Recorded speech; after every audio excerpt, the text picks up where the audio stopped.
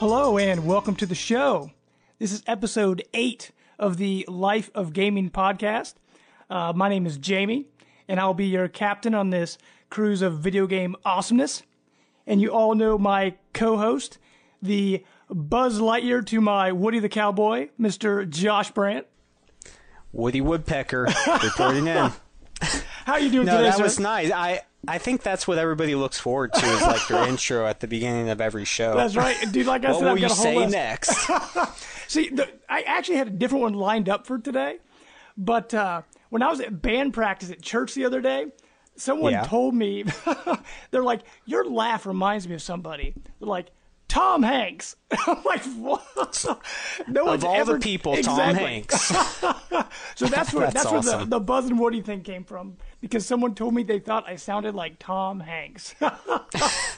And do I sound like Tim Robbins then? Tim Allen, Buzz you Lightyear? mean? Tim Allen. Tim Robbins. Is Tim Robbins? Is that like an ice cream? Or am I thinking of I don't know. Dude, I'm off somewhere else. I just ate cookies in Robbins. Baskin Robbins. Baskin Robbins. Okay, there we go. Oh my Tim gosh, Robbins. dude. Yeah. Wow. I don't even know where that came We're from. Dude. on a roll, James. That we're on a roll. is right. Well, hopefully you're all enjoying the show right now. We're going off the rails a little bit.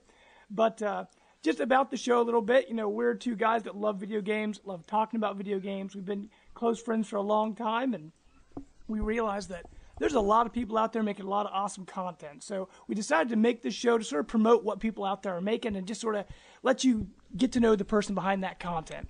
And today we have a very special guest, Rob from The Workprint. How you doing today, Rob? Hello, sir. What's going on, guys? Hopefully you've enjoyed the show so far. Yeah, so far. And Tim Robbins is an actor, so you weren't, that far off. He's Okay, which movie is he in? Shawshank Redemption, not Morgan Freeman, obviously, the other gentleman, the lead. Okay, the other. Okay. Yeah. Not Gotcha. even close to Tim Allen. No, definitely not close, but much closer than an ice cream company. Yeah. Oh, And Shawshank Redemption. Great movie, by the way. Starring Tim Allen. Well, Oh, my goodness. Rob, just let our listeners get to know you a little bit. Before we get into the video game stuff, just let them know, a little bit about you, what you do, your family, job, things like that. Yeah, all right. So I'm an attorney by day, actually. I do criminal defense. So everything from speeding tickets to murder. Wow. Yeah, obviously most of my stuff is in the speeding tickets range, Sure. not up there. But let's see, I'm married. I've been married for almost 8 years now. Wow. And I have 2 kids, a 7-year-old boy and soon to be 2-year-old girl. Awesome. Cool. Yeah, I know. Brant, how old are your kids now? They are 6 and 3. Oh, wow. So, yeah, right. And a handful. Yeah. 3 is a great age because that's when they start being able to actually talk to you, tell you what you want. Their personalities start coming out. But it's also the age where they start talking back to you and trying to attitude. reason. Yeah. And they say kid logic. terrible 2s. I think they meant terrible 3s. No. Yeah, for But sure. they are For a lot sure. of fun. They are a lot of fun. So you got a handful as well, Josh. No doubt. No doubt. Well, Rob, let us know a little bit about what you're doing on the video game entertainment side. Okay, yeah. So I write for a site called theworkprint.com. It's a general multi-pop culture site where most of the content is around movies and television, and then I handle the gaming portion of it, and every once in a while I'll dip into some other aspects of what we call our culture section. I write reviews, I cover some of the news articles, I also do, I think, vast majority of our original video content, so stuff like unboxings. Every month I do an unboxing video comparing Loot Crate and Arcade Block, those subscription-based mystery boxes. Oh, sure. Whenever there's Which do you think is better? Do you like Loot Crate better or Arcade Box better? So don't tell anybody else this, and but We're going right to secret's work safe after with this. it's just between the three of us, That's right, guys? that's right. It's really not fair to compare the two because I get the Arcade Block, which is specialized towards video games. Sure. Whereas Loot Crate has a different theme every month about general nerd culture. So I tend to like the Arcade Block better. I think it has better quality items. It has less items, but they're of higher quality. And Sure. it also costs about $7 more a month. But it's this worth it. month, yeah, it's definitely worth it. This month's video is actually going to be Loot Crate, Arcade Block, and Marvel Collector's Core. Because I wasn't aggravating my wife enough spending money on 2 boxes a month, I decided to go with the third. Yeah. So I do stuff like that. I also do, whenever there's a good collector's edition, video game collector's edition. I know you guys a couple episodes talked about collector's editions. Oh yeah. I'm a sucker for them. So whenever there's a new one, I do an unboxing video of that. I have a couple other video series that are in the incubator now. I have one that's actually family geared. That would be a Let's Play series that I do with my son, the 7-year-old. Oh, cool. Awesome. And stuff like that. The majority of my stuff is just the video game reviews and articles, news articles. Awesome. Well, what is the favorite thing you've ever written, like article or Let's Play that you've ever done? That's a tough question. I'd say my favorite thing so far is probably also the worst thing I've done so far, quality wise. I did the unboxing series for the collector's editions I call Collectors Anonymous. Mm-hmm. And for the intro scene is a pan of the actual collectibles that I have, and over the panning is severely over-dramatic, melodramatic music that my friend recorded. And the font at the end of the title sequence is like just really simple gold font that you get on Adobe Premiere. Yeah. And so the intro reminds me of a public access cop drama. And, I think every time I watch it, I think it's hilarious. I doubt anybody else does. I'm pretty sure everybody else is like, what is going on? What is happening? Yeah, that's definitely my favorite thing so far. The reviews are always great, and whenever I do a review, I try to do it as if I'm having a conversation with a friend. Sure. More along the lines of, just telling you what I think of it, not necessarily breaking it down the way a typical review would do. And I also tend to throw the editor of the site under the bus in all my reviews somehow. I went to college with them, actually. That's good for your job, right? Yeah, well, I went to college with them. That's why I started writing. I went to college with them. We both wrote in the college paper. I was doing video game reviews even back then. I guess that was 8 years ago at this point. And he also freelances for the Hollywood Reporter, so he's been doing this for a while. And he got his site up and running, and they were covering mostly the movies and TV aspect of pop culture. And he asked me to come on and help out with the gaming portion. And so whenever I can, obviously, like I said, I'm an attorney by day, so, sure. And I got 2 kids, so my time's kind of It's filled not a lot up. of free time. I understand. That's why you bring you onto the podcast, to take more of your free time away. Yeah. No, I only had plans to edit 6 videos tonight, so this is fine. Don't worry about it. Only 6 videos. Not Yeah. They'll get done eventually. Like I said, he keeps bothering me about them, but I got this. I'll get to them. There you go. Down the line. Well, I guess with that, guys, we'll get into our news section that we like to call Captain's Log.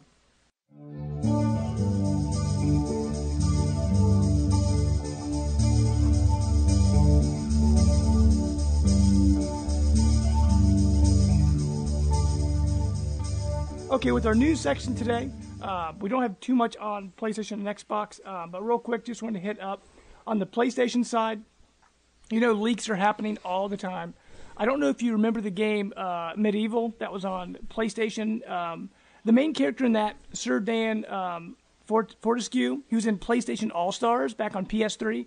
And recently, some gameplay got leaked online. So people think that game might be coming back. It was kind of like, I guess, an action platformer, you could call it. Is that a series that either of you have checked out in the past?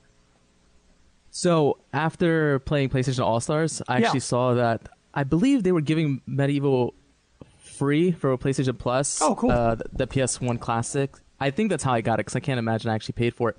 I decided... no, you know what it is? It's one of those things where it's hard to go back. Sure. Yeah. And that style of games hasn't aged. You take Super Mario and Super Mario World, for example. Sure. They are great games. They've made great strides. The camera is so much better these days compared to the PS1 era. And I tried playing Medieval. I think I got 20 minutes in. And then and then I just gave up on it. Enough is enough. That's right. As they say. What about you, Brant? Have you ever checked that series out?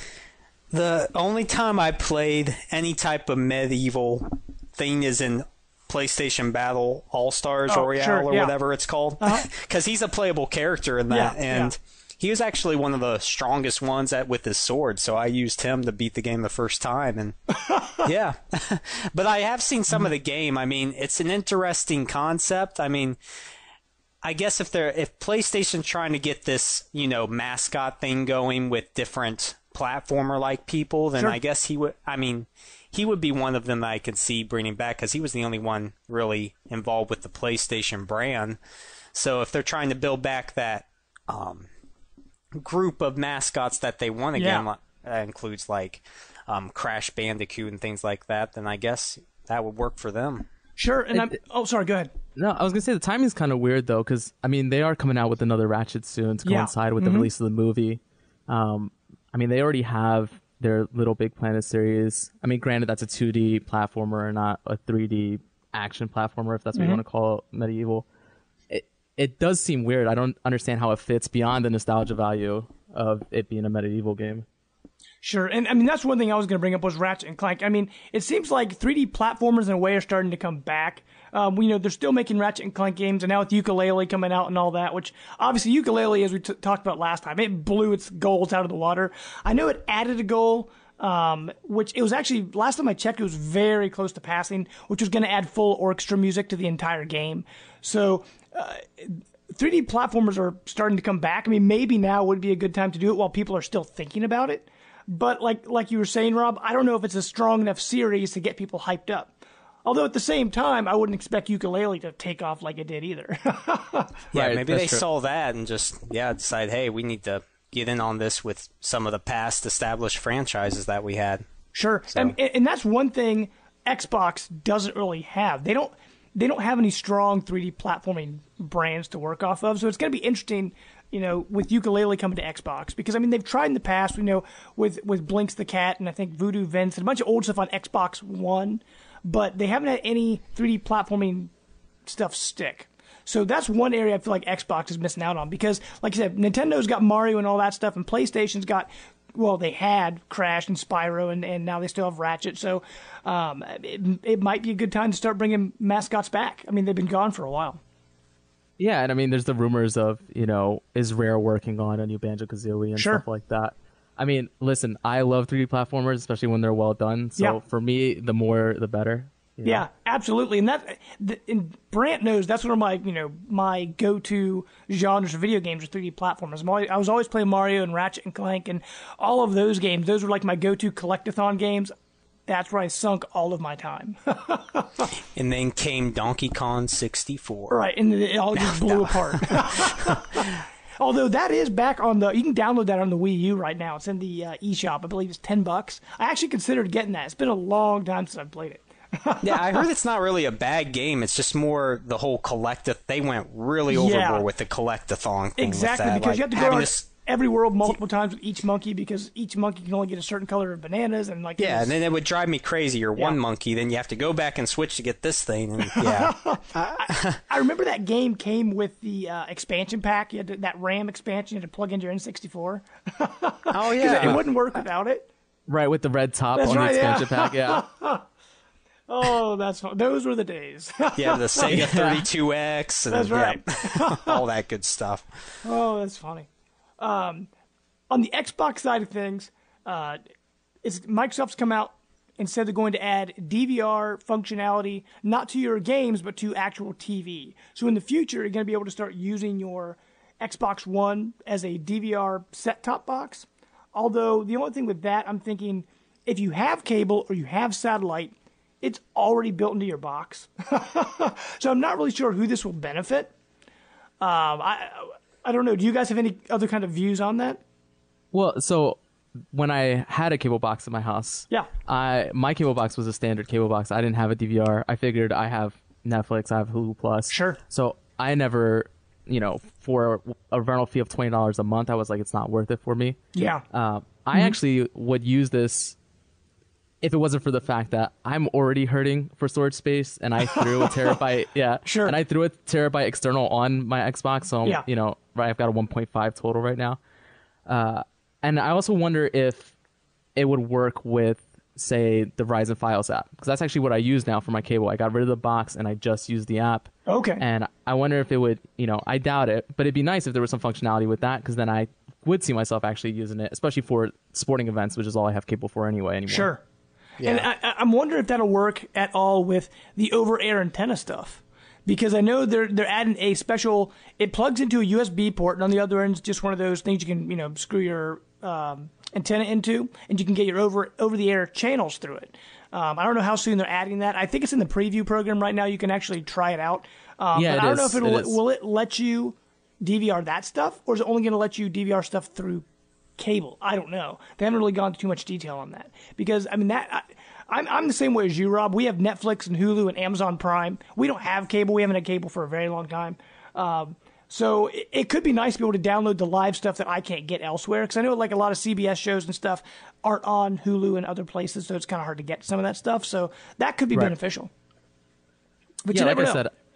Like I said, I just have like a basic cable package, mostly so I can get football during football season and other sporting events. And so for me, if it did somehow work with like the Verizon Files app where you stream the live television and you can actually record it as well, then I'd be all over. I would definitely use it. Sure, that'd be awesome. Real quick, Rob, I forgot to ask you, what systems do you have right now for this gen? Do you have like Wii U, Xbox? What do you have? Yeah, so I have Wii U, Xbox One, Vita, 3DS, PC. I don't have a PS4 yet. At this point, I figure... Hey, you got a Vita. That's all that counts. No, I tend to have all the systems. Sure. I tend to have all the consoles. Besides the occasional softball game and golf, I mean, gaming is my main hobby. Sure. So I think at this point, though, I figure it's coming around 2 years. This is what the second official E3 after launch. Yeah. You imagine that either some sort of price shop or redesign should be announced soon. Oh, okay. And, if nothing gets announced this E3 on that, then I might just see if I can get myself that Arkham Knight edition PS4. Oh, yeah. Yeah, that does look pretty slick. I mean, it's kind of funny, though. I think what Rob is doing, Josh, he's trying to get on both our good sides. He has an Xbox One, so that satisfies me. He's got a Vita, which, helps you out. Oh, yeah. No, that makes all the difference right That's there. Right. let me call back to the fact that when it comes to this kind of stuff, I'm a sucker, and I tend to buy everything. Sure. So, see, I would do the same thing if I had the money for that. Yeah, well, luckily my wife has the money, so I just take when she's not looking. Yeah, I see how it is. Your kids don't need to go to college, right? So I mean, you can just take whatever you want. Hey, you know what? Here, how about this though? If I was to take a stance, as much as I enjoy all of them, if I was to take a stance on one, the Xbox One is the one I play the most. There you go. Yeah. Are you a Halo man? Yes, for sure. Oh, awesome. Then good choice for you.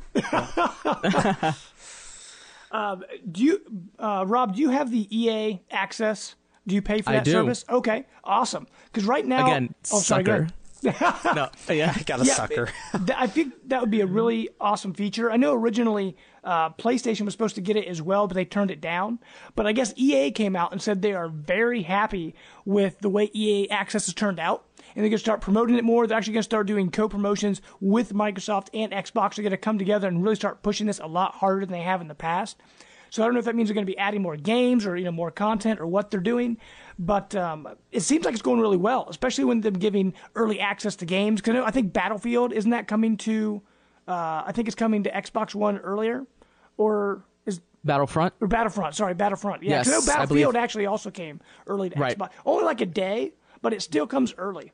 So, I mean, that's somewhat beneficial. Yeah, and the great thing besides getting the games in the vault, the great thing about EA Access is you can actually just do month to month. And I think for 1 month it's like $5 maybe, something like that. Sure. So and you get discounts on new releases. I think it's a 10% discount, might be a little bit more. But so technically you could get EA Access for 1 month at $5 and then get a discount on a new release and try out all those games in the vault for a month and then cancel it and have basically come out to a net gain of, $1, but still you get to try all those games for that month. That's actually a pretty good idea. That's do you guys? Oh, sorry. Go ahead, Josh. No, I'm sorry. Just do you guys think it's a good idea that Sony turned down the whole EA access? Like Rob, for you, do you? I mean, it's for the Xbox One, obviously, but do you think that PlayStation would benefit from this service? Because they've been touting their PS Now as what they want the go-to experience to be. But I'm in a way, I think that it just helped them to have, the extra service available if people wanted that. Yeah, I mean, I'm of the mind that the more options for the consumer, the better. Exactly. And don't get me wrong, we all know when it comes to, the giving away of free games, PlayStation Plus is where it's at. Oh, absolutely. Yeah. And so I don't think they're necessarily hurting on that front. I do think it's weird to not at least give the consumers that option, Yeah. I mean, what would it... Granted, none of us knows the business deals behind this stuff, So right. I don't know what might have cost them to put it on, or what kind of percentages they would have been getting versus what EA gets and stuff like that. But I can't imagine that would be the reason for it. It's solely have to be that they're scared of competition on either PlayStation Plus or PlayStation Now front. And I think that I think it's silly, especially considering that I don't hear many people talking about PlayStation Now. Yeah, exactly. So it's a moot point. I mean, I'm with you. I agree totally with you. I think the more services you have, the more stable your ecosystem is, and more people want, to get involved with your platform. Sure. And Brant, do you use PlayStation Now at all? Nope, haven't tried it yet. I mean, I really don't care about it. I mean, it's just I might give the 7-day free trial a time when I have a week off or something, nothing to do. But it's just not worthwhile. The price point is sort of confusing to me too. I think it's like $20 a month, or 3 months you get it's $15 if you pay just 3 months out or something. And yeah, it's just confusing, the whole thing. It's also weird because we're in an age where remasters and re-releases are everywhere. Oh yeah. Right? So chances are, if there's a game worth playing from the past catalog, it's going to get re-released. It's going to get remastered. And the one who started that charge really is Sony, with the last gen, with the different collections they were doing. Whether it was Ratchet and Clank and Sly Cooper. Yeah. That and God of War, they had all those in one package. That's right. Right. Huh. Although, the ones that really started that was Nintendo back on Super Nintendo. When they had the Mario, it was like what was it? Mario All Stars, and had all the NES Marios on one cart. So a quick little aside. Yeah. So I met my wife in college, right? And I hid my fandom of gaming a little bit. I didn't hide it. I just covered it up with what's wrong with you? I just covered it up with my bravado at that time, being that age, and we would go play basketball and stuff like that. And eventually she found out about it. It didn't bother her at all. I come and visit her home here in Virginia, where I live now, and we go to her parents' house, and in their basement they have a working Super Nintendo, and they have Mario All Stars. And I'm like, oh my god, I haven't played these games in so long. I sit down and I start playing, and she comes over and she's like, what are you doing? And I'm like, she's like, you missed the flute, right? And she grabs the controller and she starts playing, and she crushes it. And I think right then and there, when I was like, oh, I'm gonna marry you, you hear this hallelujah as she's played. Oh, it's hilarious. That's when you knew she was a keeper, right? Yeah, exactly. Oh, dude, that's hilarious. Well, to get on with that from there, real quick, hop into some Nintendo stuff. Rob, are you excited for Splatoon at all? Did you happen to see the Nintendo Direct that just happened? I believe it was yesterday. So I didn't watch it live. I did catch up with some of the news articles. Sure. I saw that there's a demo I think we can play tomorrow morning, or maybe tonight and tomorrow morning. Yeah, actually with that demo, their demo is kind of weird because they're doing little hour-long snippets of the game, and the only time you can play it, because I have it downloaded on my system now, it's pretty much ready to go, but if you open it, it says error connecting to server, this is not one of those times to connect, blah, blah, blah. But what they're doing tonight at 8 p.m. Pacific time, which I believe is 11 o'clock tonight here Eastern. Right. Tonight they're doing it for an hour, so 11 to midnight, so that's very helpful. Then tomorrow they're doing 7 to 8 a.m. Eastern. And then also tomorrow, they're doing 3 o'clock to 4 o'clock Eastern p.m. So you have to get in on one of those hours, or otherwise you can't play. I do think it's funny how they mispronounce it, though. See, so they say demo when what they mean to say is stress test. Exactly. So, I am excited for it. Yeah. I think that's one of those games where the Wii U I play mostly with my son. We mostly play co-op games. I think that would be a good game where I can start getting him onto shooters. Sure. In a sense where I don't feel bad about the content. Yeah. know? And I kind of feel like with Splatoon, what Nintendo's trying to do, I mean, they made an arena shooter, which they're trying to bring in the hardcore, but they made it kind of cartoony and colorful to kind of bring in the casual. So hopefully it works and they can bring everybody in on this, but I'm kind of worried that it might be too much in between both and it might not grab either audience, because I know a lot of people are talking about not having voice chat in that game, which for being a competitive shooter, that could be a problem. I mean, do you play a lot of online multiplayer? So yeah, I play a lot of online multiplayer. Truly told, if I'm not in a party with my friends, then I'm not talking. Sure. Yeah. And that's a shame because I would love to. Every once in a while I do, bring the mic down and I'll say, anybody got mics in here, especially if it's a game that relies on teamwork. Sure. And then about, 2 minutes in, I instantly regret my decision. And, I go back to muting everybody. Right. I don't think it's that big of a deal. I think we're at a point where we all have smartphones. Every smartphone has Skype on it. Sure. If you really needed to talk to your friends, at least for the hardcore, yeah. If you really need to talk to your friends, there's ways of doing it. Sure. I think when it comes to that, as long as the gameplay is actually good, I think they can catch both sides. Sure. I mean, I actually think it's easier to catch the hardcore, even with that art style, than it is to catch the family-friendly market. Sure. Just because that market is so fickle. Yeah. Well, if this helps, I'm not a Wii U owner, but this is one of the games that I'm intrigued by, and just because of the different mechanics that it has at play. Like, I mean, when you're spraying the goo or whatever, you're actually trying to control the waypoints like that. Sure. Yeah. Yeah, and I mean, I don't know. I like how different it is. Sure. The only thing that worries me about this is specific games that are made for online multiplayer. It either clicks or it doesn't, and it just becomes a ghost town, because certain games, the hype is there. And like Titanfall, Xbox One, I picked it up when it came out, and I actually met a lot of really awesome people through that and Titanfall, and joined a group of people to play with and things like that. But, I bought the season pass for that. And before the last season pass pack came out, it was already a ghost town on there. Like, hardly anybody was playing it. I'm like, I spent this money on this season pass, and I felt like I didn't really get anything, get the full experience out of that money I paid. Although now they're giving it away for free, so that's a whole other story.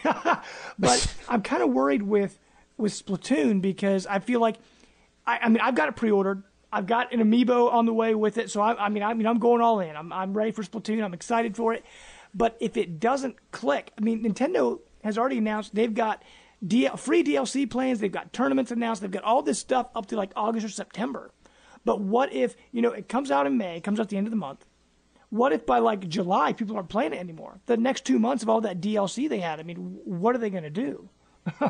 I mean, I think you're seeing some of that with like Mario Kart, Sure. where, it's pretty populated when it first comes out. There's a lot of people playing online. And hats off to Nintendo. Their online service for most of their online games has been much better than it's been in the past. Oh yeah, absolutely. It's still not flawless, but it's playable. But what's going on with Mario Kart is they're releasing the DLC and it's spread out to the point where it's not too far that people are completely done, but it's not close enough that you get it all at once. It's getting people to come back. Sure. And I think if the gameplay is there, it can get people to come back. I think the problem with Titanfall is great. I think the maps on Titanfall are some of the most well-designed maps. I think the gameplay as a whole is probably my favorite gameplay of any shooter ever. Oh, and yeah. That's saying a lot. It's so fast-paced. That game's awesome. Yeah. It's one of those games where you hit that aha moment. Yeah. Where you're playing and you're like, oh, I get this. And I love that game. Before the final DLC came out, I was completely done because nobody else was playing it. Yeah, exactly. I mean, although they did announce Titanfall 2 is coming. It's going to be multi-platform. They said it's going to come fiscal quarter 2017, which means I think it's April of 16 to March of 17. Somewhere in there it's going to come out. Some people expect it to be around Christmas time of 16, so maybe sometime next year. But being multi-platform, that's going to give them a bigger budget, so then they can add that single-player component I think everyone's been asking for. And maybe that will draw people in to play a little bit longer. Because people kept saying Titanfall is going to be the Call of Duty killer, which obviously didn't happen. I mean, Titanfall is awesome, but eventually, Call of Duty came out and other games came out, and people jumped off that Titanfall bandwagon. Well, what do you guys want to see out of Titanfall 2? Like, as far as gameplay or changes made? Sure. Rob, go ahead. I mean, I would like a single player. I tend to play the single player first in all games and then hop into the multiplayer. I don't even need it to be good, as my library of games that you can look up will tell you. I play complete garbage. But if there's some achievement points I can get, I'll play it. And trophy, gotta get those achievements. Yeah. I would like to see a single player. I don't understand how a single player could actually work in that world, considering the wall running and stuff like that. To be able to program AI enemies in that kind of environment seems like a pretty tough task. I'm excited to see what they do with that. I want more modes in the multiplayer. I think the modes they had were fun, but I think beyond attrition, I didn't find attrition, and maybe Last Titan Standing actually was pretty good too. I didn't think there was enough there in the package. It wasn't that it was multiplayer only. It was that there just wasn't enough there. It's kind of the same problem that Evolve has, which I also played, and I actually really enjoy Evolve. Granted, you need to have friends playing to have fun with that, because you need to communicate. But there's just not enough there. What's there is great. There's just not enough there. Sure. And so I would just want to see more quality modes. Sure. And I agree. And with Titanfall 1, it technically had they called it a story mode, but it was more of just multiplayer that kind of briefly had some people talking in the background. I mean, there really wasn't much of a story there, but that was also part of the problem with Titanfall, was that story mode, if you didn't play that within the first month of that game releasing, you were never going to play it, because you had to have other people in that game with you or it won't work. So I agree with you, Rob. I would like to see a single player where you could play it on your own and have an actual story. Maybe do it more Call of Duty style, or something along those lines. That just a 4 to 5 hour, 6 hour, whatever campaign, just to get people used to the combat, and then from there open it up into the multiplayer stuff. Because with that game, especially coming to PS4, people haven't played it before. And so they're doing Titanfall 2 on PS4, just sort of, so they can get their feet wet and get into that, give them that story mode. Because I agree. I think that would definitely be the way to go. Yeah, you mentioned Call of Duty, and I said I didn't understand how a single-player campaign would work, but the new Call of Duty looks very similar to Titanfall with the rotting abilities. So, I mean, obviously they're going to have single-player. We'll see how that works out, and I think that will give us an idea as to how a Titanfall 2 would actually work. Granted, they're not going to be exactly the same. I don't see any Titans in any of these trailers for giant mechs. Sure. But I think that mechanic is the mechanic that I'm worried about for single player campaign. That's the one I don't understand how you work around. So it'll be good to actually see how Call of Duty handles it. Sure. And just to real quick get back onto the Splatoon note that we started on with this whole conversation. Oh, that's right. We were talking about Splatoon. Do you think that Splatoon is going to have the same issue Titanfall had, that lack of content, that lack of modes? I mean, it showed off in the Direct how it's going to work is, even with the online multiplayer, they only show you 2 maps at a time, and then it switches every 4 hours and gives you more. I think it's 8 maps or 12 maps or something. There's a good amount of maps, but the way that the online ranking and just general online multiplayer is going to work, they only give you 2 maps at a time and only so many modes at a time. I think in a way so they don't overwhelm the casual audience and think, oh no, I don't know what to pick, I don't know what to do, and plus it'll make the choices a little bit better. But do you think it's going to have that same problem of lack of content? Because the content's there, you just can't get to it. Yeah, I think it comes down to gameplay. Gameplay is king. I talk about wanting more and having more content, but then I'm a guy who has put over 1,000 hours into League of Legends, which is basically 3 maps total. Yeah. Now when I first started playing, it was 2 maps, I think. Now they have 4, I guess, and even now I'm playing. Well, we'll get to what I'm playing, but a little spoiler. Yeah, that's later in the show, sir. Calm down. Yeah. See, I'm all excited. I'm here. I love the podcast. But yeah, it's going to come down to gameplay. I mean, if the hooks are there, if matches turn out different each time you play, there's not just rinse, repeat, and everything feels the same every time. Sure. I think it can work, I think because this is something completely new. Mm-hmm. Granted, it's still a shooter, but it's completely new, It's going to be interesting to see. I mean, I can't even guess on what's going to end up happening with the community, I think any game has a hard time on the Wii U because the install base is so low. Yeah. With the maintaining community. Yeah. But their community and their dedicated fans stick with games. Absolutely. I mean, it's the reason that the install base is low, but the software rate is high. Yeah, mm-hmm. The attach rate is high. Especially, granted, it's all on first-party games for the most part, but the attach rate is still very high.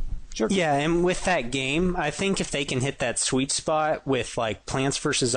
Zombies Garden Warfare, that's more like a cute little shooter, which I enjoy playing, but then my 6-year-old son, he loves playing that too, and my 3-year-old, he likes watching him, and I mean, it's just that game that can transcend, age group. Sure. And if they can hit that would be great. Sure. And Brant, just to ask you a quick question. Well, actually, first to sort of follow up with what Rob was talking about the install base. The Wii U, they recently came out with numbers. It actually just passed 9.5 million units sold.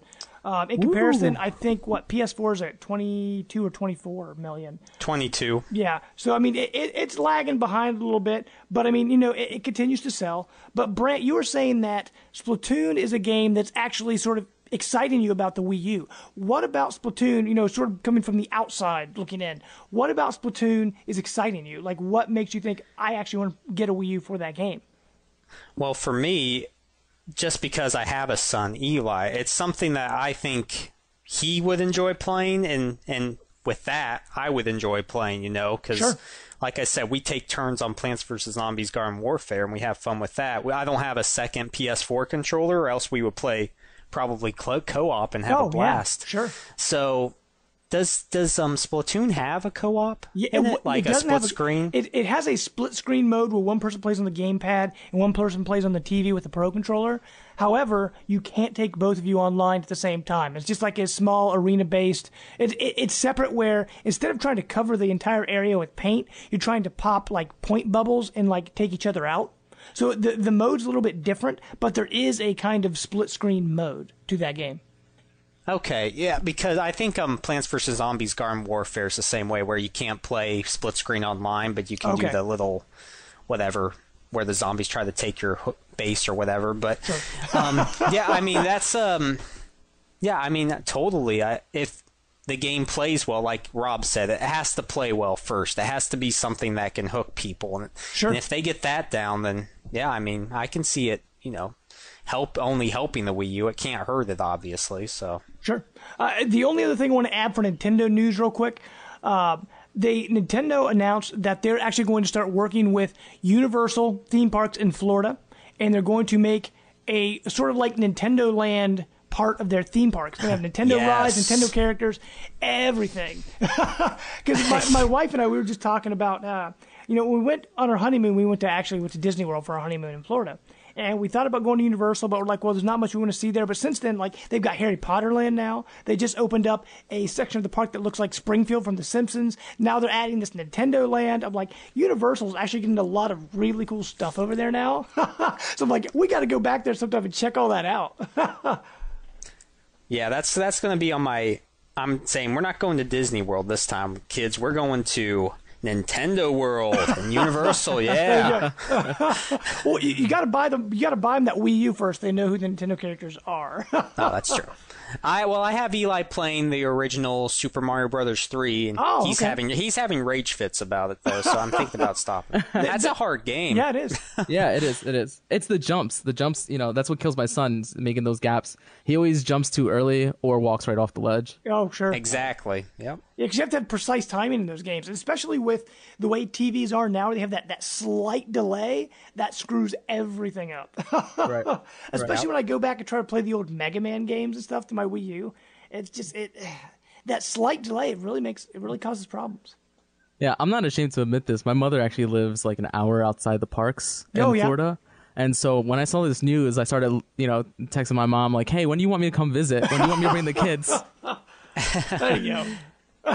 You can just see your mom like, we'll be back. We'll be back in a few hours. It's nice seeing you for a couple minutes.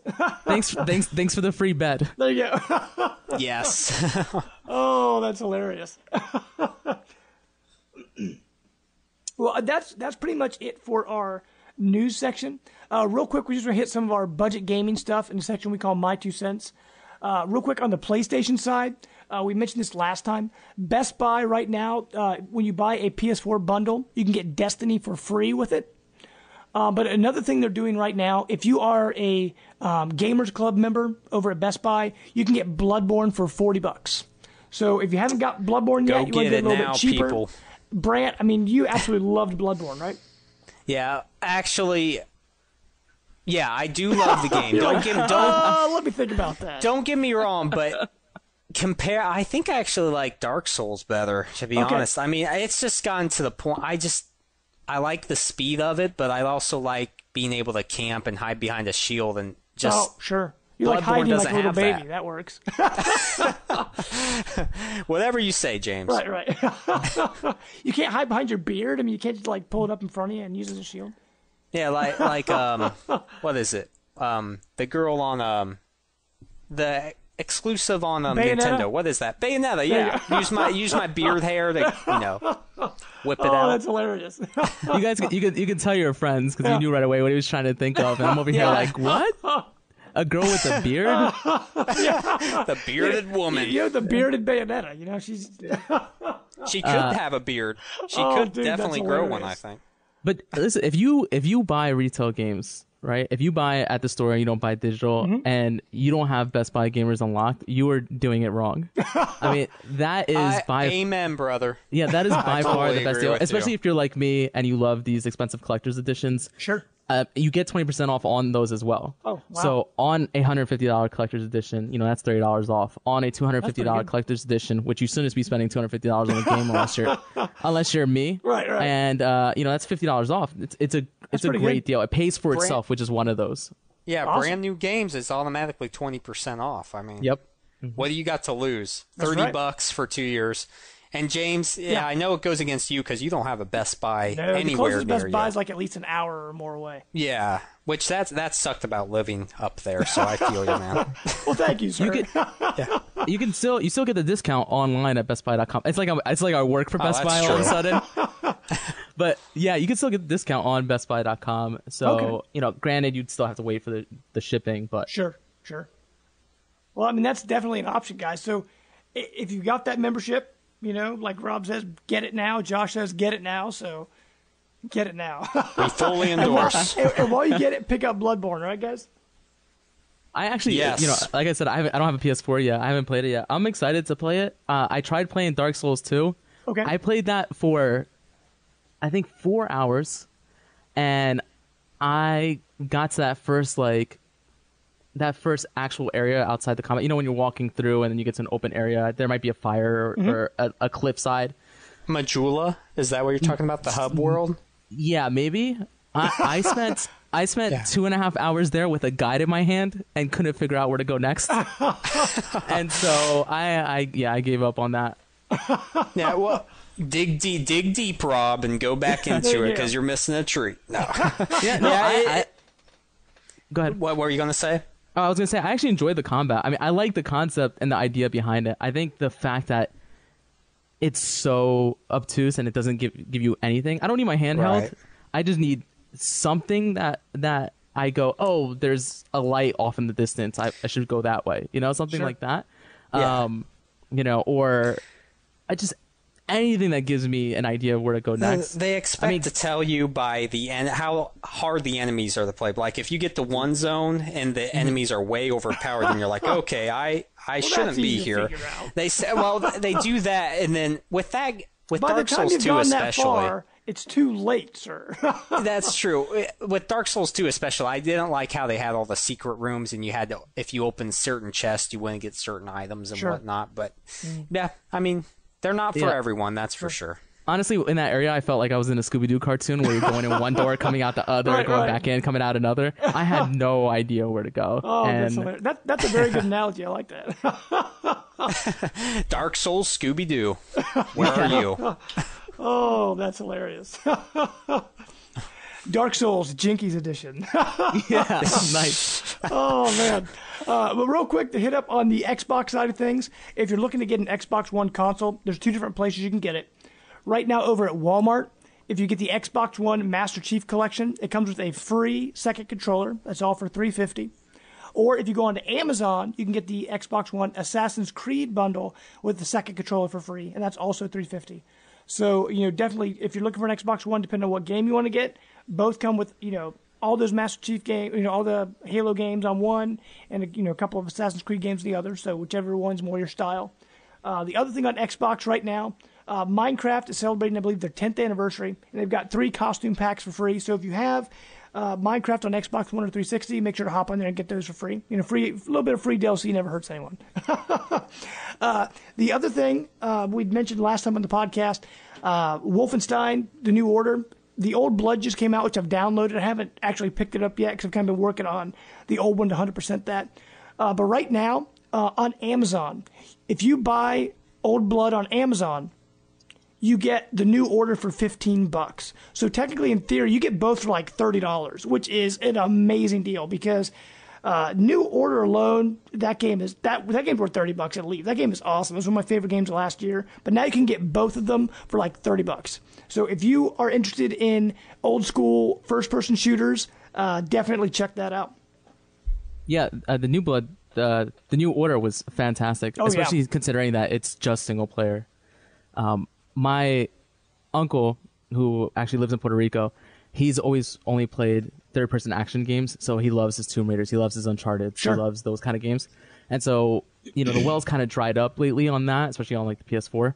So he was asking me what he should play, and I told him, why don't you get into first-person shooters? And he's like, oh, like Call of Duty, like I could never keep up, I would never be able to play that. I was like, why don't you try Wolfenstein? I loved it. I think it's story-driven. I think you'd really enjoy it. And he played it, and he's actually started Old Blood before I even got a chance to start it. So wow, it was again one of those games that I couldn't recommend more. Yeah, that game is awesome. Well, real quick with that, I know Rob, you actually started talking about it a little bit, and I actually started talking about it a little bit just a second ago. But real quick, we're going to get into what we've been playing in a section we call Time Logged.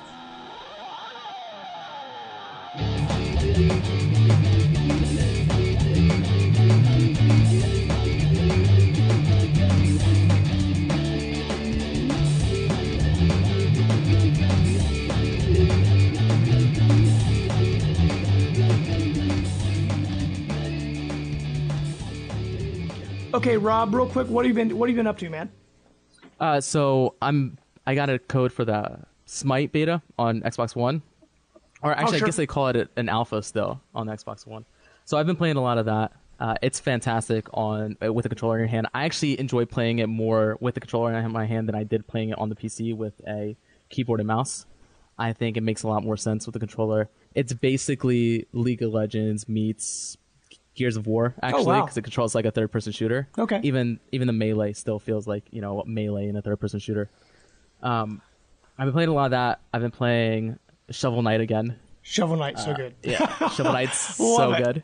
Yeah, I've been playing that again. I plan on recording just a quick Let's Play of it. The Let's Plays that I do are just previews basically. Sure. And I instead of writing a full review for the smaller games, I do what I call small game samples. That's what they're called. Okay. And so I plan on doing something on that, especially when I get towards the Battletoads area. Oh yeah, absolutely. So I show some of the new stuff off. I've been playing that. I just finished Assassin's Creed Chronicles China. How was that? I like it. I don't know if I love it. Sure. I like it. There will be a video, a Let's Play on that. A small game sample coming out on awesome. That. So cool. I'm not gonna give my full opinion here. Well, like Assassin's Creed for me, I loved that series up until what was it, Revelations? That's where I kind of fell off the bandwagon. I just got burned out in that series.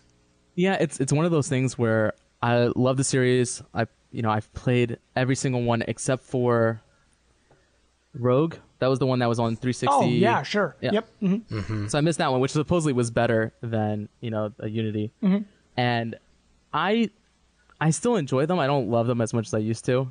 I actually enjoyed the modern day aspect of it a lot. The Desmond areas of it, and I was hoping that it would go somewhere. Exactly. That we'd get a modern day Assassin's Creed.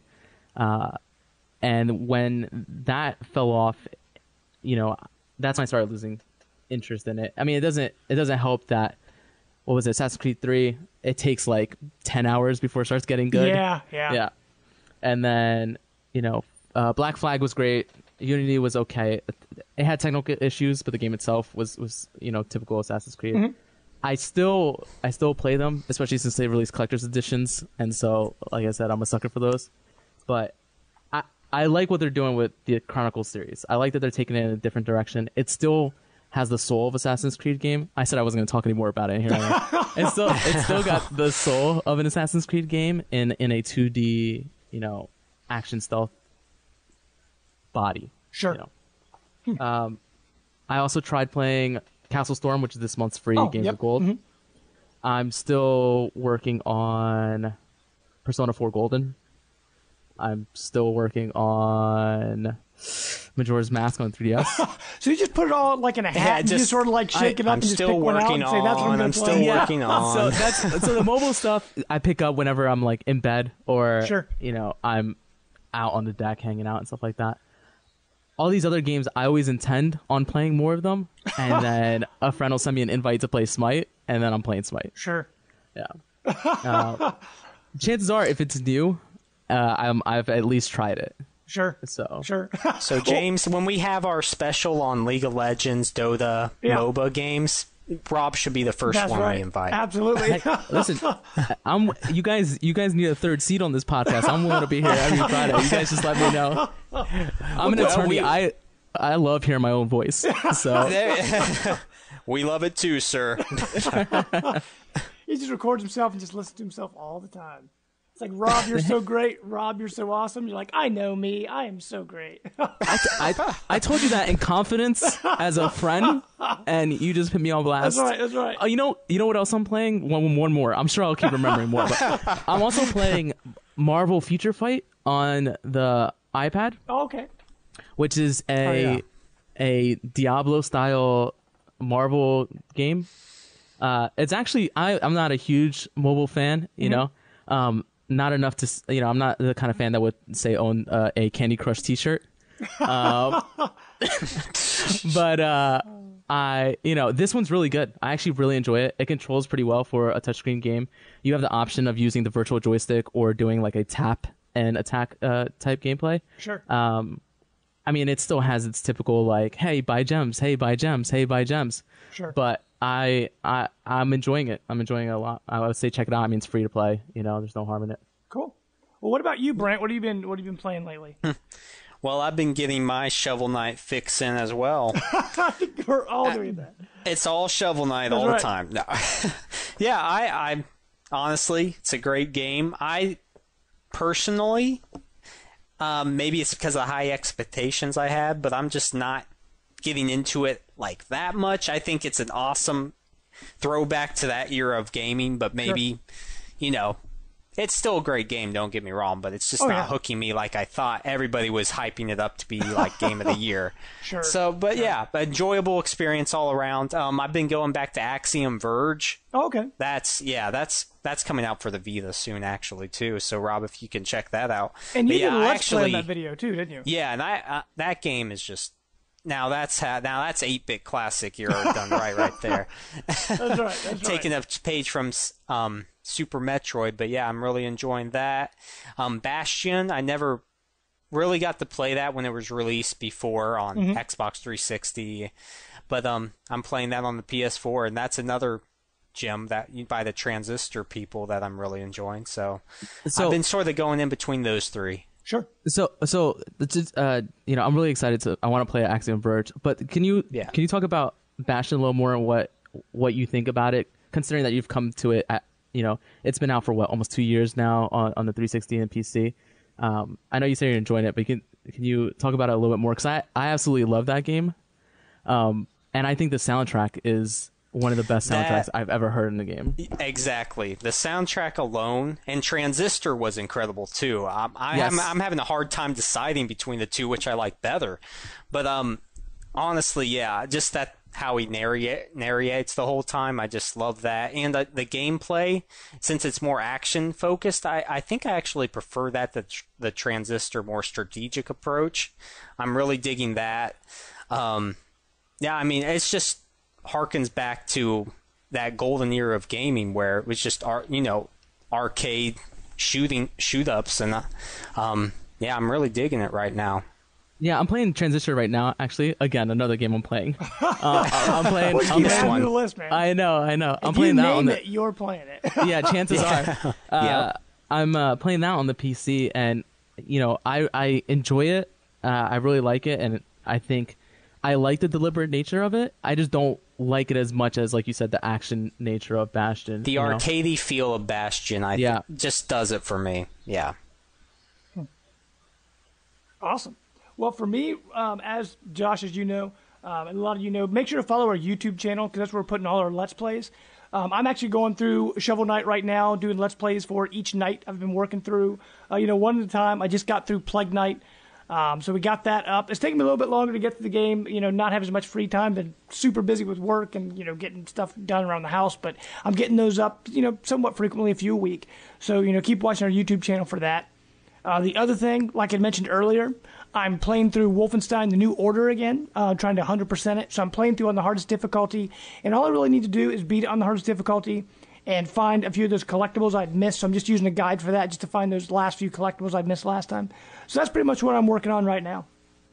Awesome. But like I said before, if you haven't played Wolfenstein, make sure to check that out. and check out the Let's Plays these guys have been doing. I've been checking them out because, of course, since I do my own, I want to see what other people like us are doing. Sure, I think that's one of the reasons I love this podcast and the idea of this podcast is because there's a good amount of us out there trying to do this stuff with full-time jobs, and there's no platform for us to really get our word out there. And I tell you what, I'm so bad at this stuff. I'm so computer literate. You want to say literate. anything, Brad, but since you brought it up. But oh yeah, thanks. But yeah, I mean, it's like you said. I mean, just having a platform to do that and to get all you guys involved, and it's just something special to do.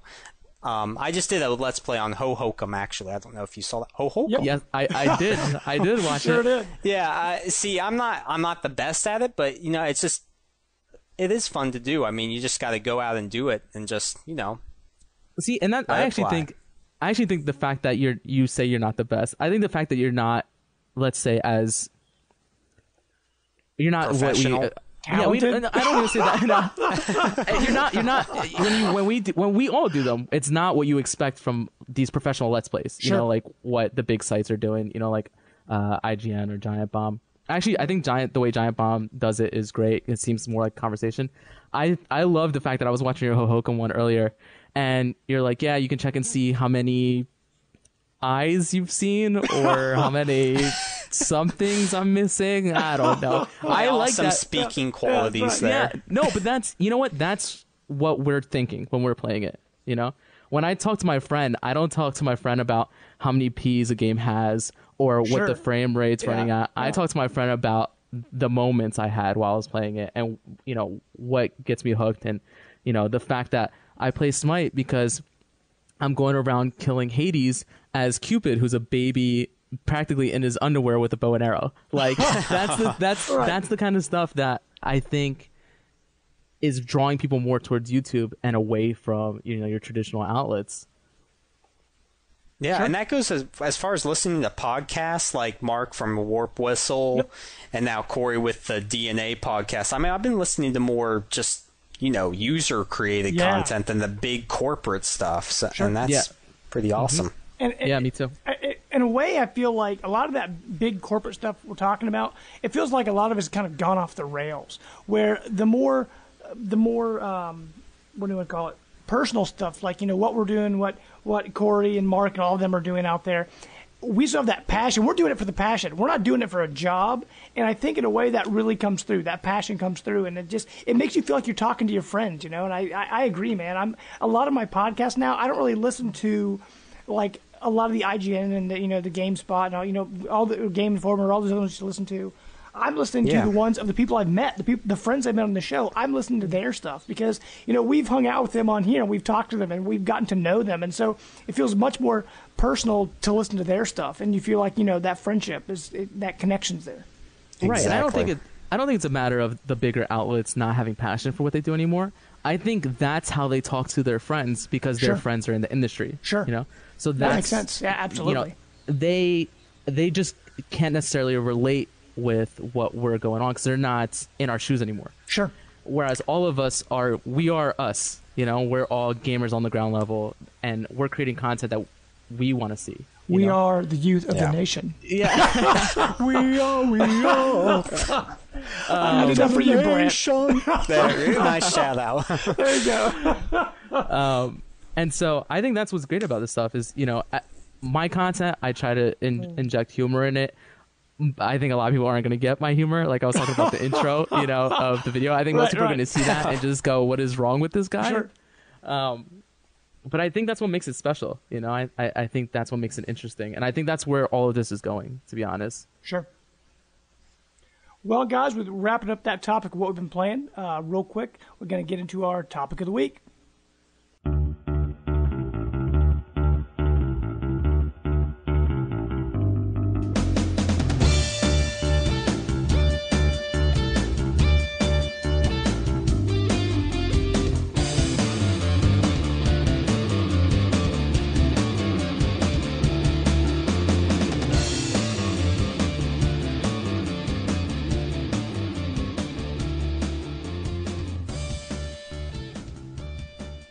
Okay, guys, this week, our topic of the week, we're going to be talking about downloadable content. That's actually been in the news a lot lately.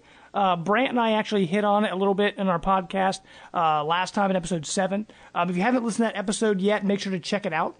That episode was all about how we make our podcast, what goes into it, what's involved with making our show. So if you have any interest of making a podcast, joining us on here, making your own content, definitely check that episode out. But what actually started this whole DLC conversation? Recently, they came out with the Arkham Knight Season Pass. And with that, it was going to be $40. And last time I actually misspoke. I said it was DLC every 6 months. It's DLC once a month for 6 months. So it's going to be 6 different packs over a 6-month period for $40. And I know that they also announced, a lot of people talking about the new Call of Duty coming out, Black Ops 3. They're going to have a season pass on that. It's going to be $50. So DLC is really starting to...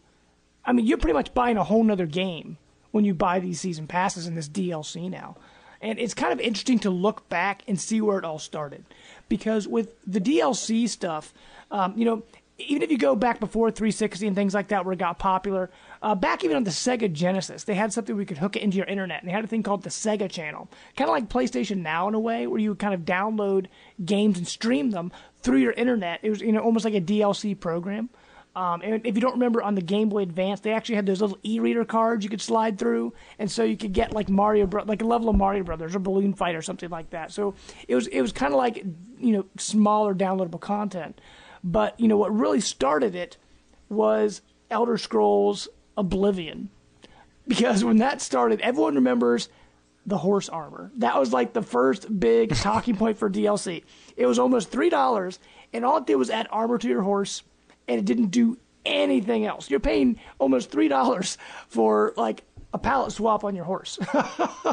But I mean, between that and where we are with the DLC now, with the prices going up and up and up, it almost seems like we're starting to hit a price problem now. I mean, what do you guys think about how far DLC's come since that Oblivion, not really catastrophe, but that whole ordeal back then? Rob, I guess we're going to start with you, man. Right. I mean, you talk about, look, video game companies have been trying to sell us extra stuff since video games started, you know, whether it's extra peripherals, different accessories, third-party accessories, whether it's the e-readers and stuff like that. They've always tried to sell us extra stuff. I think, like you said, DLC really started with Oblivion. Yeah. And I think it was, looking back, it was a pretty funny time to look back at. It's a pretty interesting time because developers, publishers mostly, had no idea what they were doing. Sure. Right? I mean, everything was overpriced. Most things were unnecessary. Mm-hmm. I think towards the end of last generation, we started to hit a groove of DLC that was actually mattered. Sure. And actually felt worth it. And, you look at the Call of Duty map packs. When the maps are good, they're good, and it does keep that game fresh. Sure. And $50, I mean, I almost every time, like I said, sucker. I almost always buy the season pass for Call of Duty. Sure.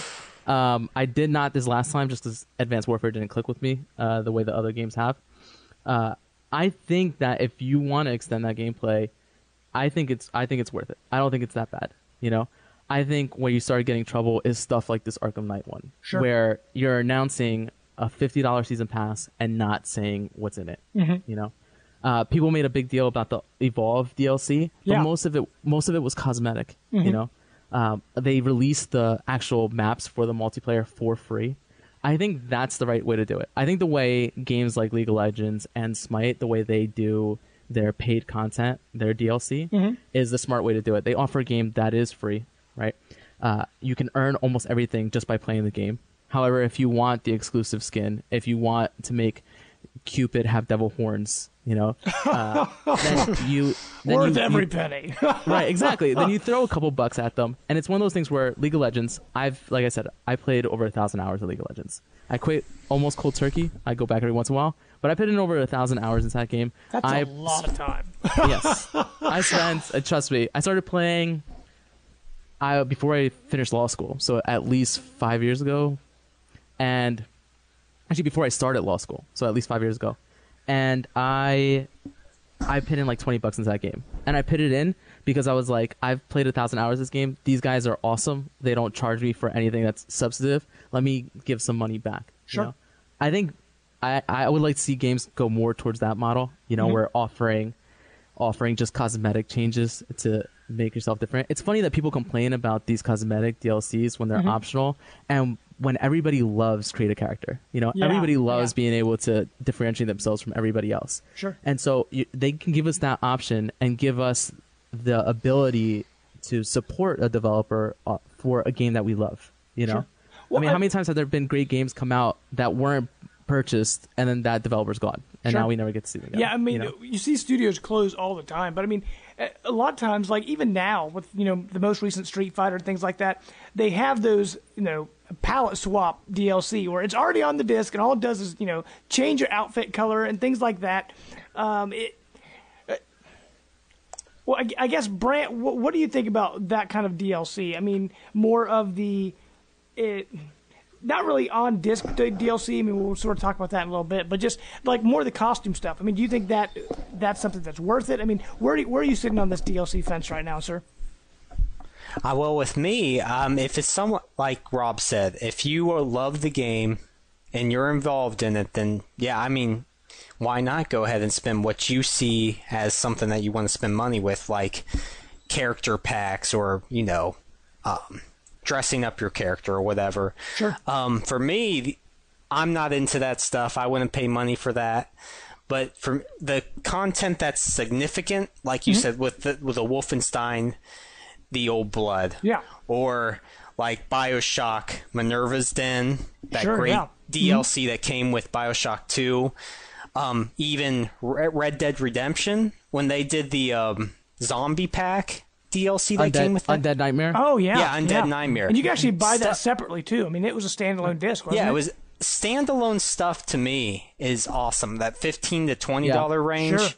Sure. Because that adds so much more content to it. Mm-hmm. Like in the case of Red Dead Redemption, it changed the whole game around, and sure, it was just awesome. I love that. Even stuff like that, like with Wolfenstein: The Old Blood, and even like Far Cry: Blood Dragon. People were talking about that a lot. It's like when they do something that's standalone, you don't need to own the original disc, and it's something completely different. Because Blood Dragon, even though it's got Far Cry 3 attached to it, it uses like the same game engine, but like that's about it.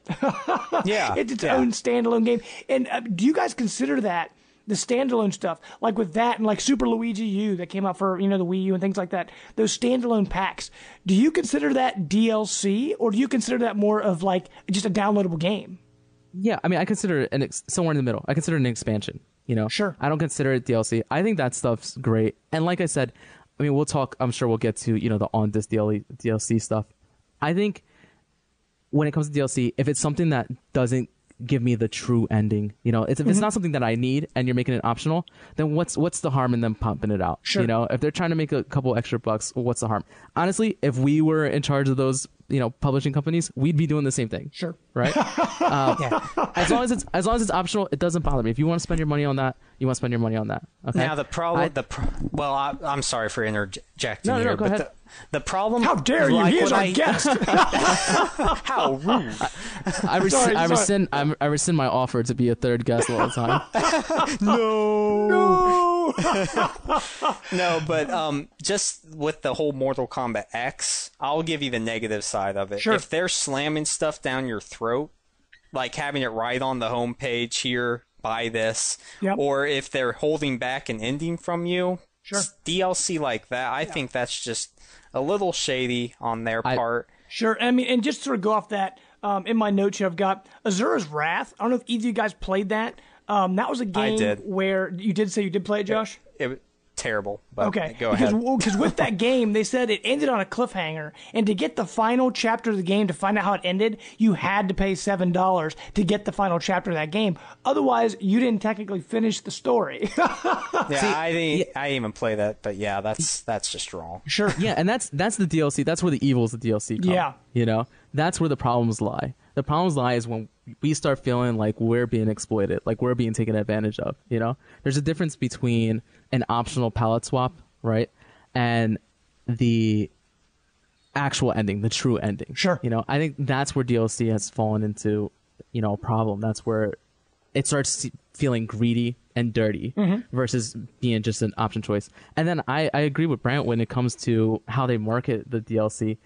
Mortal Kombat X is super offensive with how often they throw it in your face. Oh my gosh, and the worst part is that if you own that content, like for example, I got the collector's edition, so I got the combat pack, I think is what they call it, along with it, right? If you got that combat, it's not like that stuff disappears from your home screen. Yeah, it's still there, slamming it in your face, telling you every time, like, you need to buy this, you need to buy this, you need to buy this. Sure. And that's where DLC is a problem. Yeah. Again, with that kind of stuff, it is still optional. It just feels too aggressive. Sure, and I agree with like the Mortal Kombat X stuff. Like I'm loving Mortal Kombat X. It's a really fun game. I've always enjoyed Mortal Kombat. It's one of the. I'm not a huge fighting game guy, but there's just certain fighting games I love a lot. Mortal Kombat, just having that history and playing it since the beginning, I've always loved Mortal Kombat. But another game I'm playing. I bought it the day it came out. So I didn't pre-order it. So I did not get Goro. So he's on the character select screen. He's just grayed out. And so it's like, oh, he's there. Oh, by the way, you can't have him. And you fight him in as you go through the story mode, and I think he's in the challenge towers, you actually fight against him. You just can't play him. And there's other characters in there. Like there's Rain, and there's Baraka, and there's all these other classic Mortal Kombat fighters in the story mode. You know that they're in there because they've got movesets, they've got, all their moves are all in there, but they're not actually, like, you can't select them as characters. So down the road, they're going to be like, oh, by the way, you can play as Baraka now if you pay $5 or $10 or whatever they end up making it. So that kind of DLC, I agree. When it's in your face saying, ha, you can't have this unless you pay us more money. These big blinking lights. That's right. Please buy. I think the one type of DLC that gets under my skin the most is the retail-specific DLC. Oh, sure. Good especially because that's one of those things where you know about it ahead of time. They advertise it all over the place. I mean, every website you go on when it's a big game, they advertise the different skins or the different content packs, and then say, hey, you can go get it if you get it from this store, if you pre-order from this store, if you pre-order from that store. And as a collector myself, when it's a game I really love, like what was it, maybe Origins had the different class. They had the classic Batman skin, the animated Batman skin. I think Batman Beyond or something like that. If you pre-order it from these different retailers, I would have loved to have all those skins on the game, and I couldn't get them. I think they released them later on, but at that point, I was done with the game. Yeah. And with that, though, it seems like whichever retailer pays the most money is going to get the better pre-order DLC. Yes. Because they'll be like, if you order from GameStop, you get this map and this gun and this skin. If you order from Best Buy, you get one extra bullet. Yes. It's so lopsided. They say you have a choice technically, but in the long run, it's like you don't. If you want to get the good DLC, you have to go with whoever has it.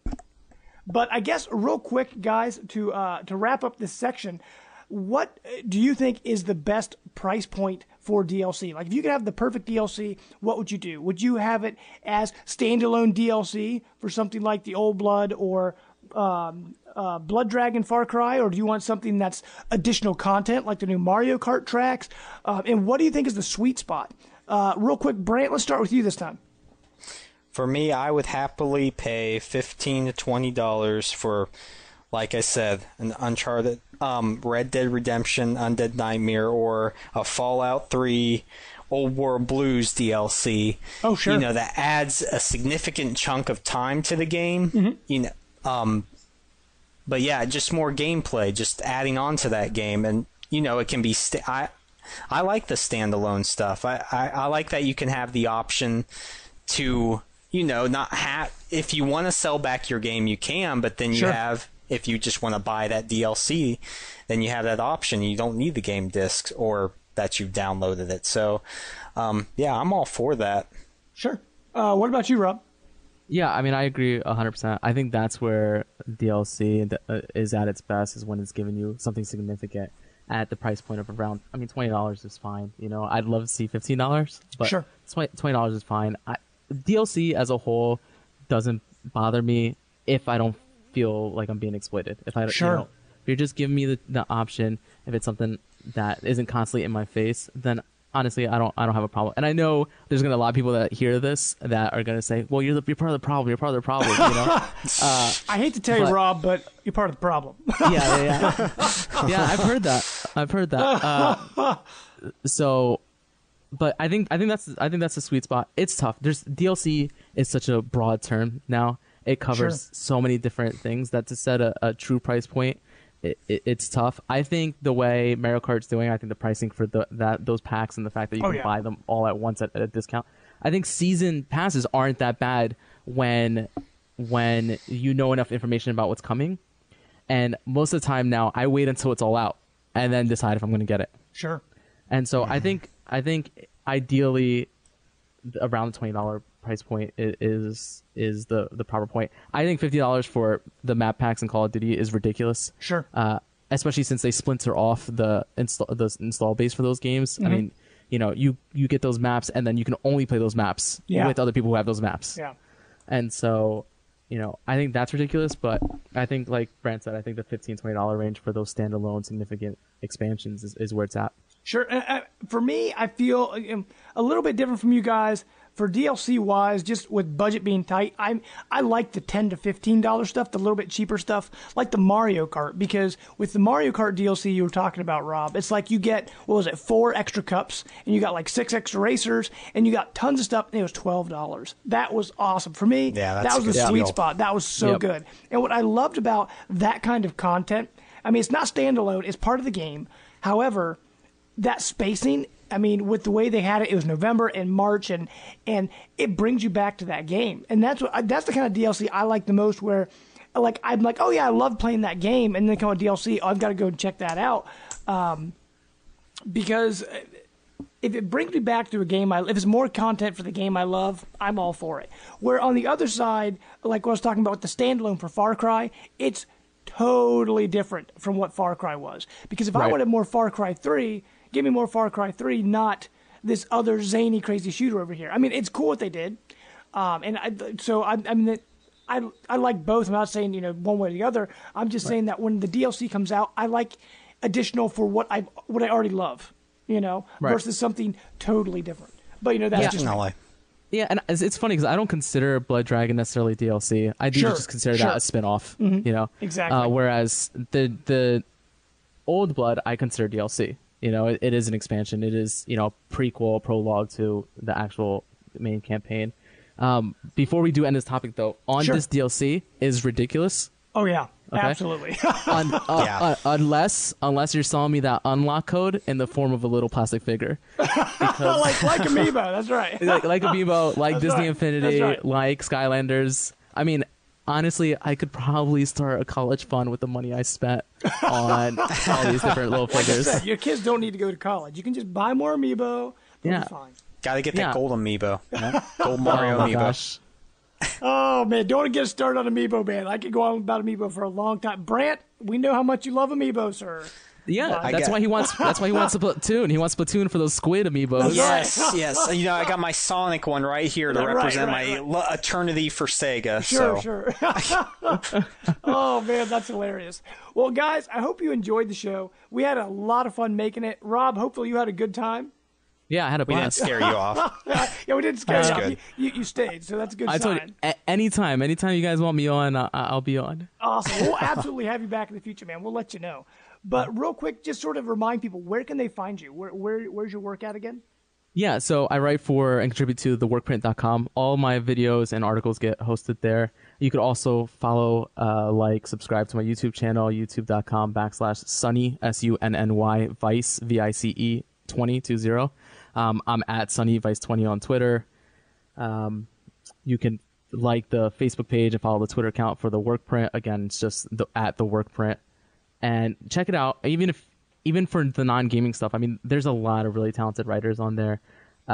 There's a lot of really talented contributors on there. And they're doing a lot of stuff in TV and movies. I mean, with Age of Ultron coming out, they did a retrospective on all the different characters, their background in the Marvel Cinematic Universe, awesome. where they've been since the movie and what to expect in the movie before it was released. And we did one like twice a week for the few weeks the month before the release, and it culminated in the release and then our review. So we try to do a lot of stuff like that. You know, we try to stay away from clickbait articles. Sure. So you're not gonna find reposting of, you know, someone's Reddit thread on there like some sites will do. Sure. And you know, I mean, that's more or less it. Like I said, theworkprint.com, at SunnyVice20. Especially if you follow me on Twitter, I always tweet when I have new stuff up. You'll see just how many different Twitter contests I enter because I'm bored at work. And at youtube.com/SunnyVice20, it's still a little barren because I just started pitting out the video content, and I've got a bunch of things I just need to do the editing for. But that's a work in progress. Awesome, man. Look forward to seeing more of your stuff, man. Everything you've done so far has been awesome, and we'd love to have you on the show. Thanks. I had a blast. It was a great time. Good. Well, you guys, you know where to find us. You can find us on iTunes, Life of Gaming Podcast. Make sure to give us a rating on there. We're also on the Microsoft MP3 store. You can find us on Facebook. We're on Twitter, at Life of Gaming Pod. And you can find us on Google Plus as well. And you can find me on Twitter, at JamesPlus12. And you can find my Twitch channel, Jamester0722. And what about you, Brant? At _the_Brant. Awesome. Well, we hope... Also, sorry, real go quick. Ahead, sir. I'm also on Twitch at twitch.tv/theworkprint. Awesome. Sweet. Well, hopefully you guys enjoyed the show. And now, as you know, we are now a weekly show, so look forward to seeing us much, much more. And we will continue to add more Let's Play videos onto our YouTube channel, so make sure to follow that as well.